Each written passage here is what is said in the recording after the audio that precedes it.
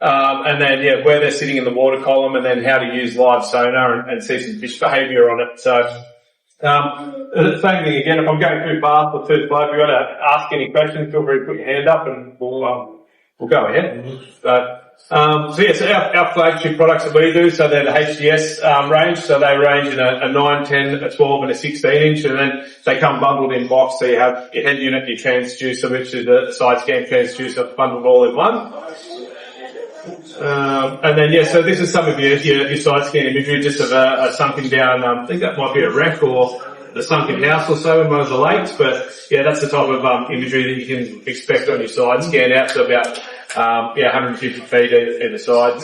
And so that's the active imaging HD is the latest transducer. That's the is it 1100? Yeah. Sorry. No, it's coming. It's coming. That's good. So the increasing power, there's been an increase in power with that transducer up from, I think it was 855 or something previously. So the more powerful, much better imaging with the new transducer. Cool. So you can sort of see over time, so like our structure scans progressed and it's got clearer, so basically as each product gets released, you're just getting clearer and clearer on your sonar, so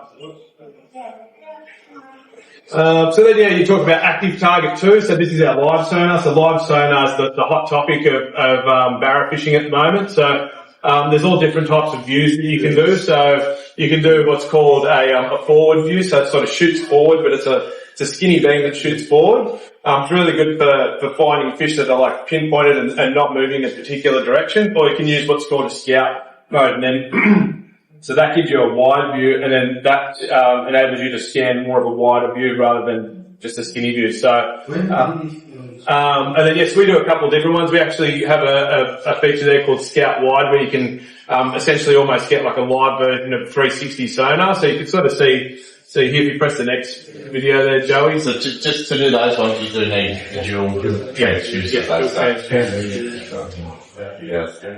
Cool. And then you can sort of see there on the right hand side. That's right. We'll skip through. We've got some better stuff to go through. So, and then just another quick one. So we've just released a saltwater trolling motor as well. So the saltwater trolling motor is called Recon. So they're going to be Lowrance and Simrad branded. And then, so this is what they look like here. So they come in on the freshwater side, a 48, a 54, a 60 and a 72 inch. There's newly designed foot pedals, newly designed remotes, and then they're dual voltage with 24 and 36 volt. And then there's the Simrad and Lowrance ones over there as well, so same branding.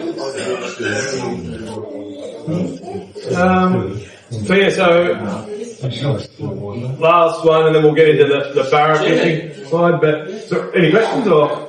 No, 12 volt, only 24 and 36. Not in these ones. Not in these ones, so just 24, 36 at the moment. But it's each unit's dual voltage, so depending on how you wire it up, you get the more power. Brushless? Brushless, So there's a new remote, so it's gone from your traditional sort of left down, up right remote, it's gone into a joystick now. So the really cool part about that, we actually just dropped it on the water first time this morning, water testing with some pre-production units. And one of the really cool parts is, so say for instance if you spot lock and then you want to move around, so you can actually use the joystick to essentially drive the boat, and as soon as you let go of the joystick it just goes back into your spot lock. So it's quite a cool feature. The other one I really like as well is if you're spot locked and you want to go into a diagonal, instead of going forward 3 times and then right 3 times, you can just press diagonal and it's just a little bit nicer to use. So really good GPS accuracy, so up to 3-foot radius. I think a couple of the guys have mentioned already, brushless, and then you can integrate nose cones where you have sonar inbuilt as well. They'll be coming out around sort of February each year, and then that's a look on the new remote there as well. So you can sort of see the joystick up the top there. You can see your directional arrow from there as well. And then at the back there's also 2 buttons that are user programmable, so you could have them be drop a shortcut buttons. 2 shortcut buttons. So drop a waypoint or take a screenshot, or if you're using live sonar, increase or decrease range. So really cool. But watch this space for that one. We're going to start pumping a heap on the social media side soon. So these are due out in February, the new trolling modes. Cool. Sweet. Current price, So they range anywhere from that sort of like 5.5 up to about just over 6. Yeah. plus installation. Plus installation. Yeah. Yeah. Cool. How would they be in a 22-foot boat? Outside. Yeah, so it all depends on the beam. 36 volt. Yeah. Yeah, they'd have to go 36. Yeah, 36 volt. You've got a lot of big batteries there. They go. Yeah. And you charge them off one. Again, you can set up. You just set up your DC. Yeah. Cool. So yeah, I guess that's more like the product side of it done, and us doing the product skills. Yeah, what we'll do now, sort of more so go into like the how to actually use your electronics to bind the fish. So we'll just get you to go next slide there, Joey. So yeah, there's a lot of talk about the Barra dams at the moment. We have a really good product that we have that's actually only works on Lowrance and Simra. It's called Genesis Maps. So they're free maps that you can download that actually have all the contour information from any of the Barra dams up north. So if you go on to genesismaps.com, you can download a Lake Mondi for free, and it has complete contour information from it. So really cool. It was actually when I first started with the company about 10 years ago. Yeah, I used to look after that project. So we went out and surveyed all the freshwater lakes. So yeah, it was quite a cool one. So Yeah, that was actually really cool because there was a lot of people just like you guys that used to do their own sonar mapping, send it in, and it was all collated. So you know that like they're accurate because it was just general people like us doing it, and they're all kind of feeding into the one central map, and that's what Dan used to do.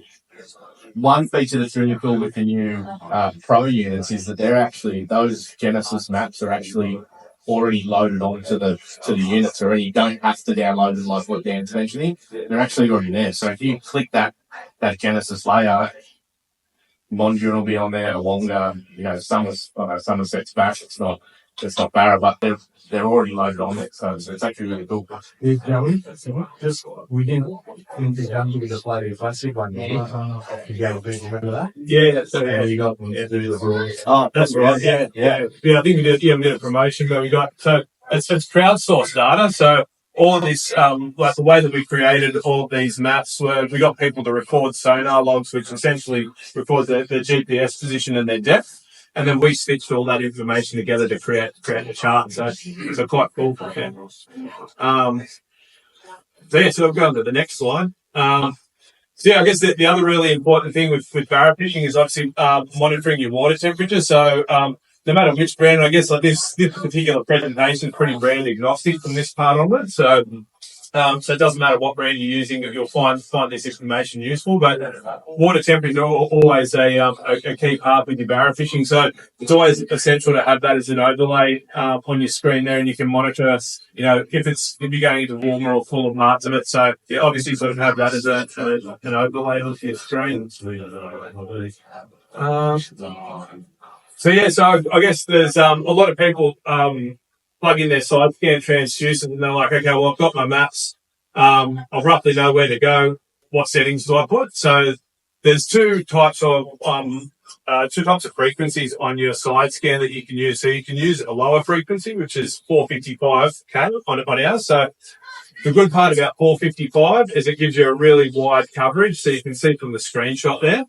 And then so it gives you wide coverage, but the detail isn't as much. So then if you want to do a little bit lesser coverage, but you want more detail, you can go to the higher frequency. That's where you get your 1075 high, on your side scan. So you can see the difference there. So we're covering 100 feet pretty clearly up the top there.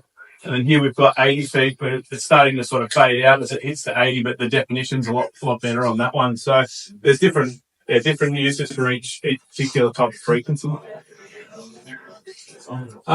Cool. So yeah, so how to set up your sonar screen. So with Barra, they're a pretty big bodied fish, I guess. So what I like to do is try and have a split screen of having my down scan up the top, where you can actually see the definition of the bottom, but you can also make out the fish there. So you can see mid-screen there, the Barra sort of sitting just near a little sandbar.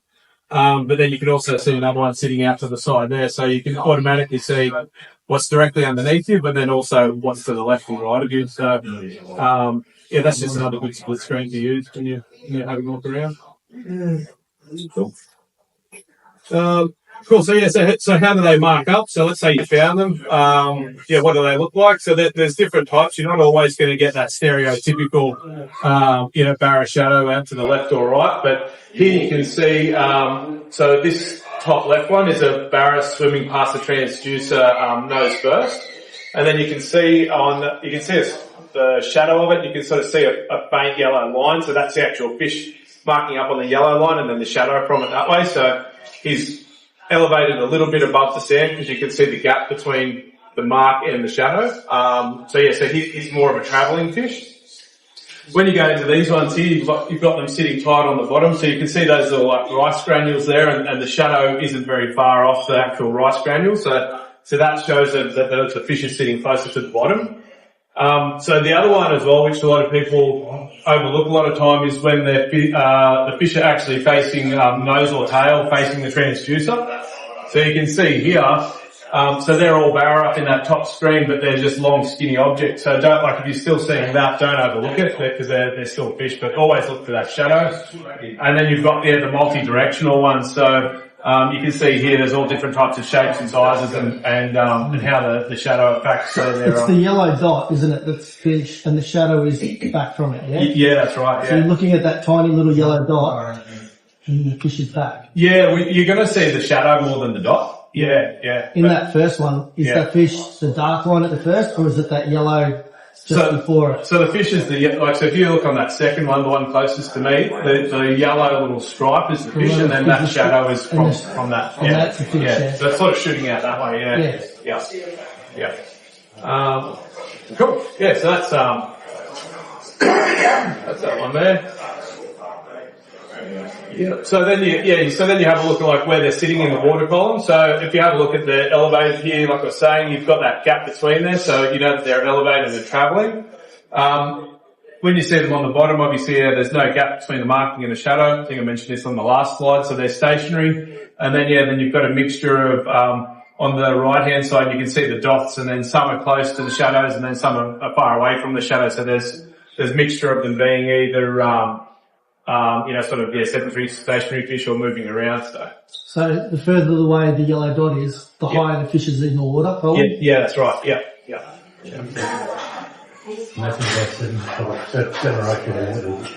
What was that last one there, Johnny? That was feet on the left and then feet in the middle. Yeah, 7 feet, yeah. When you're running the side scan there, what sort of ratio to depth of water versus do you try and get, like, what's the ideal?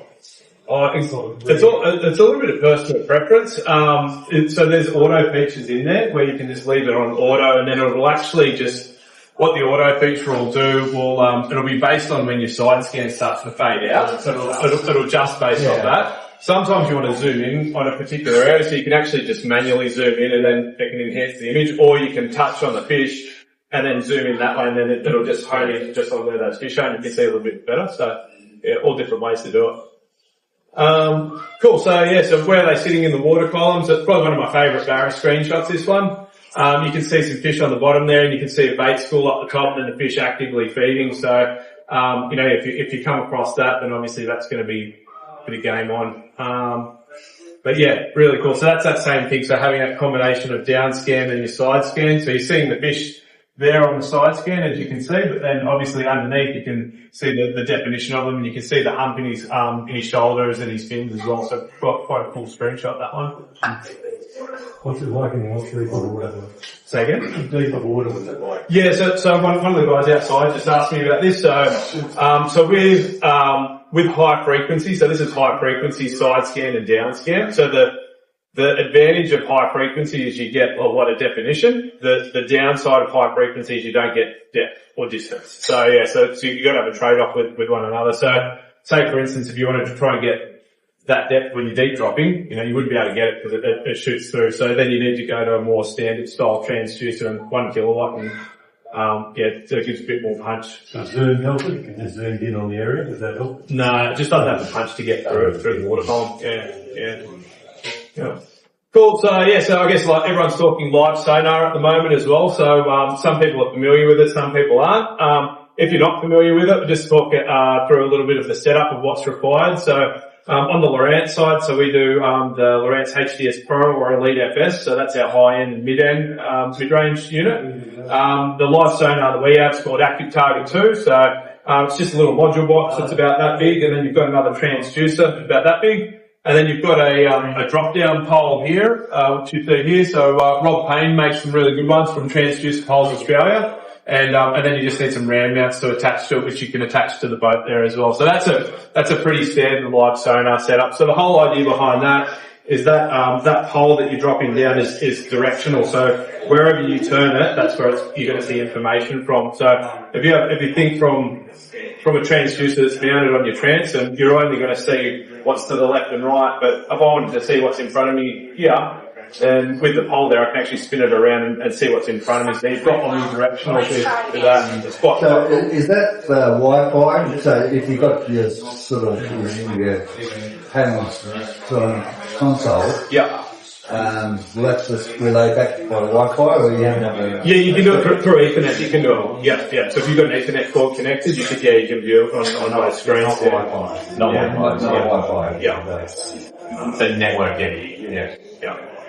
Cool. So how do you use it? So there's obviously different use cases of when to use live sonar and when not to use it. Obviously you want to try and find your fish first. So the example we've got here, so we've gone scanning, we've got our structure scan going, we've found a bunch of fish on the right hand side. So once you've marked it, you drop down your electric motor and spot lock, and then you can drop down your live sonar pole and you can start to scan around in scout mode. And I think this is, if you just press next, Joe, there might be a video that plays.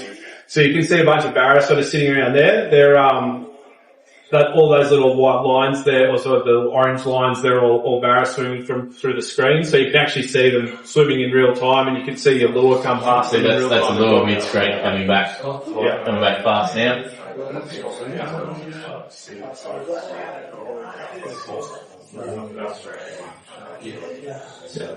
So quite cool.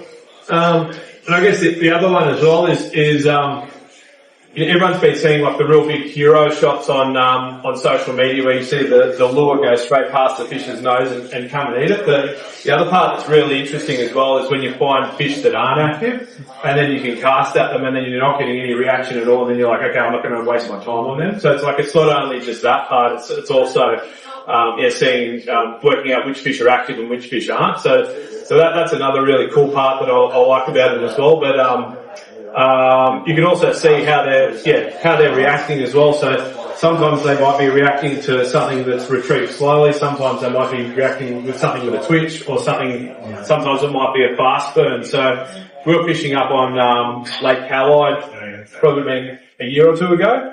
And we were marking all of these fish, and we're getting follows. So we'd cast out, pull it past the fish's nose, we'd get a follow all the way to the boat, and it turned away. So we were like, okay, well, something's not right. Like, they're interested in the lure, but they're not, they just keep turning away. So we started playing with retrieval style. So we did like a slow roll, and it came up, pulled away. We tried like a fast burn, it came up, pulled away. And then we started playing with changing speed. So we cast it out, we got the follow, and then we did a slow roll, and then we slowly increased the speed. And just that slowly increasing of the speed increased our catch rate by like 90% just from that one part. And it was the same lure and everything. So it's just like little things like that where it's like, it's not only just getting the bite, it's also learning how they react to certain things, which is really cool as well. So, yeah.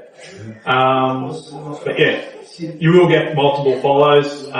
You will get fish that have come over. You will sort of cast over the top of them and hit them with your braid and they'll swim off. But yeah, sooner or later you get it right, and when you get it right, it's pretty cool. So I think we've got some really good examples of some cool eats here. But yeah, you can start to see like the fish going around here, and then sort of pulling away right at the last second. So yeah. So there's all different types of eats that we've sort of got on film. So this is what's like more of like a subtle eat. So we've got fish there in the middle of the screen sitting next to a pylon. You sort of see a lure get thrown out here somewhere in a second.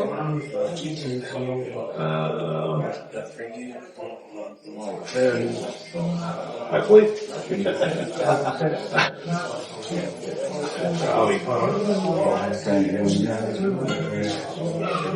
There it is there. So the fish is starting to follow the lure back into the boat. So it's just sort of interested but not really interested, coming all the way to the edge of the boat.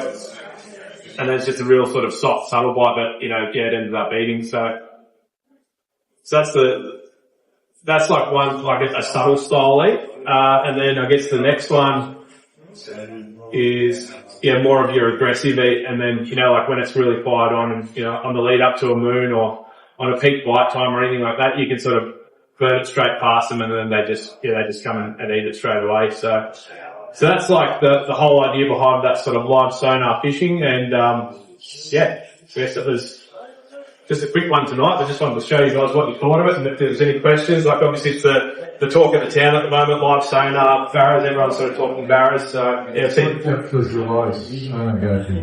what depth? So if you're looking at, going straight down, you're probably going to go to about that sort of 25 metres or so.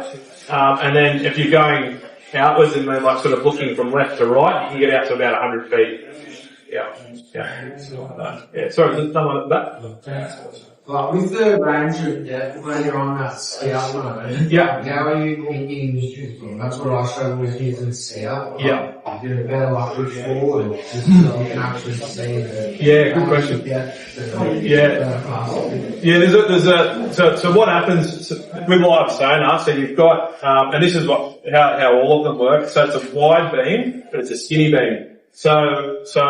And that skinny beam is what gives you definition in the picture. So the downside to it is when you cast, like if you're on a scout boat, like you said, you can't tell how deep your lure is. So there's a couple of different ways to get around it. If you want a really good productive way to do it, the way we do it is have one guy on a pole full time and then another guy casting. So what we do is you'd have it set up on scout mode, and you might mark a fish that's like 15 metres out or so. So you get the guy to tilt the pole all the way back, so they cast out roughly about 15 metres. You can see where the splash is in relation to that. Yeah, and then so as the lure starts to fall, you actually get the guy on the other pole to sort of start to push the pole forward, and then your lure will stay lit up as you're pushing the pole forward, and then when your lure is the same colour as the fish, then that's the same one. That's the way to do it. The more expensive way to do it is to get two transducers, and then you have one looking forward and one looking like that. Yeah. Any other questions? Yep. Those the new sounders you got set up just for the live target. Yep. How big are they? So what's the new one, like the ones we had at the Floaty Classic, or the yeah. So we bought out a new entry level live sonar called Eagle Eye 9. So it's just a 9-inch screen like that, and then it's just a live transducer, and I think it's so it's a 9-inch screen, so they're roughly that big. And what are they retail for? $14.99. Yeah, $14.99 retail. Are they Ethernet to the other ones? No, not those ones. Just set up for that. Just those entry level ones are it's one transducer, one power cable. That's it. There's no other. That's why they're so simple. They're designed for. They're really designed for people that have either never used a live sonar before and want to try it. A lot of guys already have a decent mid-level unit or a top-end unit, and so it's not as expensive for them when you already got the unit to go and buy the active target too. But if you've never ever tried live sonar before, it's quite expensive to get into, hence that $14.99 unit. But when you said what size are people using, most people will run a 12 or a 16 with their lives because, bigger screen, you can pick up more definition. But I do remember listening to a podcast with one of the product guys, from the States a couple of years ago when it first came out. He was saying that his pick was to use the Elite FS9 or the HDS 9 with it, just because he found that, and all our eyes are a little bit different as well, remember? We all pick up different stuff. He said he loved the 9 because it gave him the best picture for what he was looking at. But, what have you got on your one? Yeah, I've got a 10 on mine. Yeah, I got 10 and a 12, I think. Yeah. Cool. Yeah. But, any other questions at all? Yeah. Hey, how are you? Good. That's good. He is bait pop. I have, yeah, it's good. Yeah. So yeah, That's the liquid you put on your lawn Yeah. you're talking about to make it a little. yeah, it's been really good actually. So it doesn't make your lure go from this to this, but it makes your lure go from that to that. Yeah. You know, and it's and sometimes that's, especially when you're using little jerk baits and things like that, definitely makes a difference. Yeah, I was speaking to Rob about it, and he was saying I think he puts it on the top of his one. Yeah. And it's so so as it's coming forward, it sort of disperses. But yeah, quite cool. Yeah, it's good. Any other questions at all? Or? No? I think there's a range of rules from Berkeley coming out specifically for Oh, right, cool. Yeah, awesome. I mean, you hear the bass pros in the States talk, they tend to use more lures that they can see simply for that reason. so they've what's Cool. But yeah, there's a bunch of Lowrance towels and hats and hope you guys got pull some type of information out of it. And yeah, we'll be around for a little bit, so all around again.